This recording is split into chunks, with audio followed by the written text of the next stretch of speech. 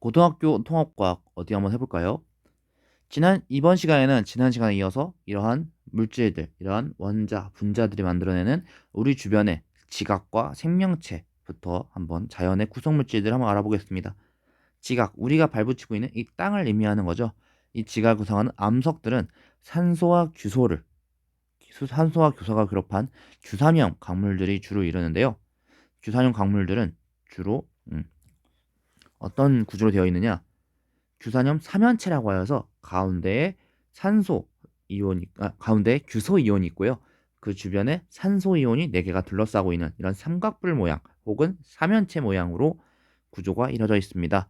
규산염 광물에는 감람석, 휘석, 각섬석, 흑음무, 석영, 장석이 있겠는데요. 감람석은 이러한 삼연체가 구조가 하나씩 있는 독립형 구조로, 휘석은 이게 하나씩 이어져서 하나의 사슬로, 각섬석은 이 사슬이 2개가 있는 복사슬 구조, 흑음모는 판상 구조로 되어 있습니다. 석영과 장석 같은 경우에는 얘네들이 입체적으로 구성되어 있는 망상 구조라고 우리가 부르죠. 옛날에 우리가 중학교 1학년 때 흑음모를 어떤 교과서에는 흑음모가 실려 있는데 흑음모 얘기하면서 얘네가 셀로판지 같은 그런 모습을 보셨던 친구들이 있을 거예요. 그럼 하는 얘기가 흑음모는 판 모양으로 쪼개지는 성질이 있고 얘는 그렇게 해서 쪼개진 거다라는 얘기했는데 그러한 성질들이 이런 구조로 인해서 만들어진다라는 걸 알아두시면 좋을 것 같습니다. 생명체를 비롯한 유기물 같은 경우에는 탄소를 중심으로 탄소화합물로 이루어져 있는데요. 탄소화합물. 탄소는 원소기호 6번으로서 바깥에 원자과 전자가 4개 있습니다. 즉 결합을 다양하게 할 수 있다는 걸 의미하죠. 그래서 예를 들어 탄소에 원자과 전자가 하나인 수소가 결합하여 메테인이 되기도 하고요. 저기서 지금 결합한 모양은 공유결합이 되겠네요. 서로 이어져서 사슬 모양으로 하나로 쭉 이어져서 사슬 모양으로 혹은 가지 모양으로 서로 이어져서 판때기 마냥 가지 모양으로 혹은 고리 모양으로 만들어질 수도 있겠죠. 혹은 얘네가 원자과 전자가 4개라는 것은 결국 결합할 수 있는 팔이 4개씩이라는 건데 걔네가 꼭 하나씩 이어질 필요 없잖아요. 팔 2개가 서로 잡고 있는 이중결합도 가능할 거고요. 팔 3개가 서로 잡고 있는 삼중결합도 가능하겠죠. 이런 탄소 화합물들로 인해서 우리 생명체 안엔 지방과 포도당 등이 만들어집니다. 생명체 구성물질을 한번 좀 더 자세히 알아볼까요? 생명체를 이루는 구성물질 중에 가장 많은 양을 차지하는 것은 아무래도 물이 되겠는데요. 지난번에 사람의 신체 70%를 차지한다고 했던 만큼 물, 생명체의 구성물질의 가장 많은 양을 차지하고 있습니다. 특히나 비열이 높은데요. 비열, 어떤 물질의 1kg을 1도씨 높이는 데 필요한 열량. 비열이 높다는 것은 이 온도를 조금이라도 올리기 위해서는 다른 물질보다 더 많은 열이 필요하다는 얘기죠. 그래서 체온을 유지하는 데 이 물이 큰 역할을 합니다. 칼슘이나 마그네슘, 나트륨, 염소, 인, 칼륨 등의 무기염료들은 다양한 생리작용을 조절하고요. 아까 얘기했던 포도당들이 모여있는 탄수화물, 포도당들도 결합한 탄수화물은 생명체의 주요 에너지원이 되고 지질 혹은 지방은 에너지원 혹은 세포망을 구성하는 역할을 하죠. 단백질이나 핵산 같은 경우에는 아주 작은 물질들이 또 반복적으로 결합하여서 큰 물질들을 이루고 있는데요. 이 작은 물질들을 단위체라고 부르고요. 단백질은 아미노산이 모여서, 핵산은 뉴클레오타이드라고 하는 단위체가 모여서 전체 다른 물질들이 됩니다. 좀 더 자세히 알아보면 에너지원을 사용되거나 물질 대사를 조절하는 단백질은 아미노산이 펩타이드 결합을 하여 하나의 사슬 구조인 하나의 쭉 이어져 있는 직선 같은 선 같은 구조인 사슬 구조인 폴리펩타이드가 되고요. 이 폴리펩타이드들이 또 결합하여 단백질을 이루죠. 유전 정보를 저장하고 단백질 합성에 관여하는 핵산은 당, 인산, 염기로 이루어져 있는 뉴클레오타이드가 결합하여서 이중나선 구조인 DNA가 되기도 하고 단일 가닥 구조인 RNA가 되기도 하는데요. 특히 이 DNA 같은 경우에는 이 나선 2개가 모여 있는 모양이란 말이죠. 이 나선 2개가 어떻게 결합되어 있느냐? 염기 중에 구아닌은 사이토신과 아데닌은 티민과 상보적인 결합을 하여서 이중나선 구조를 이루고 있습니다. RNA는 단순히 하나의 구조냐? 그러진 않고요.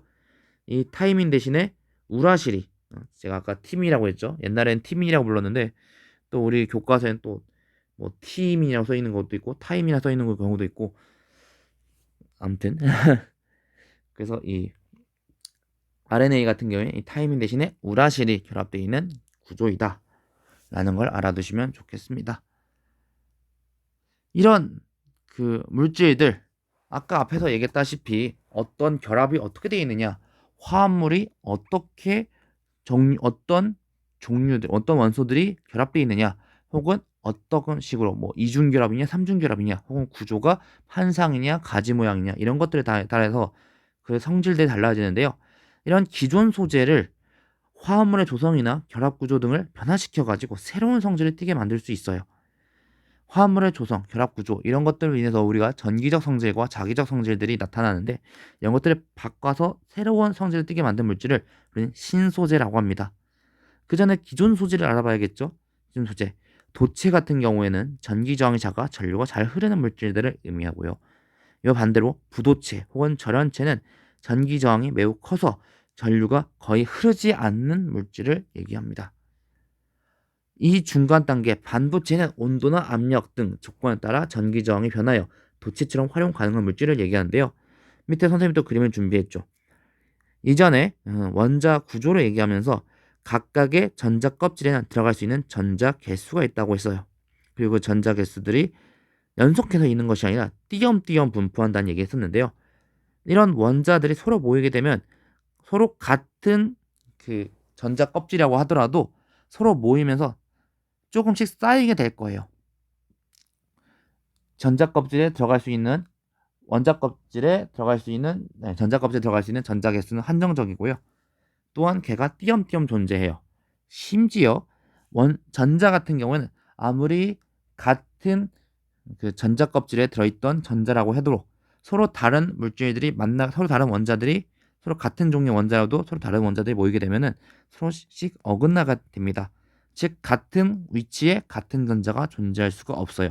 예를 들어서 1학년 15번 학생이 2학년 15번에 간다고 해도, 그러니까 1학년 15반에도 15번 학생이 있죠. 2학년 15반에도 15번 학생이 있고.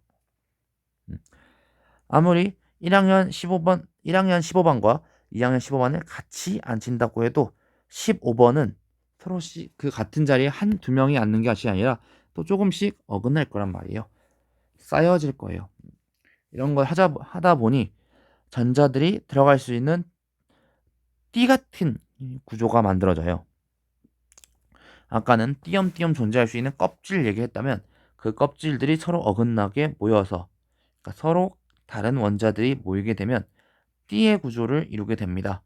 그 중간중간에 전자가 들어갈 수 없는 그 부분도 생기게 되고요. 전자가 들어갈 수 있는 띠도 생기게 되죠. 그리고 그 안에 전자가 얼마나 차 있냐에 따라서 이 성질도 나타나게 되는데 도체 같은 경우에 여기서 지금 색칠해 놓은 곳이 전자가 들어가 있는 곳이에요. 중간 정도, 그 띠의 중간 정도 차 있기 때문에 전자가 차 있는 곳과 차 있지 않은 곳이 붙어 있거나 허용된 띠의 중간 정도 전자가 차 있기 때문에 쉽게 전자가 그 위에 그 띠 안에서 자유롭게 움직일 수 있어요. 그러니까 전기가 쉽게 통합니다. 전원체 같은 경우에는 전자가 차 있지 않는 띠와 전자가 차 있는 띠의 갭이 엄청나게 멀어요. 즉 아무리 에너지를 줘도 전류를 밖에서 전압을 세게 걸어주지 않는 한, 너무 진짜 세게 걸어주지 않는 한 거의 불가능하다고 할 수 있겠는데요. 전자가 그 위의 띠로 쉽게 이동하지 못해요. 반도체의 경우에는 절연체보다 가깝습니다.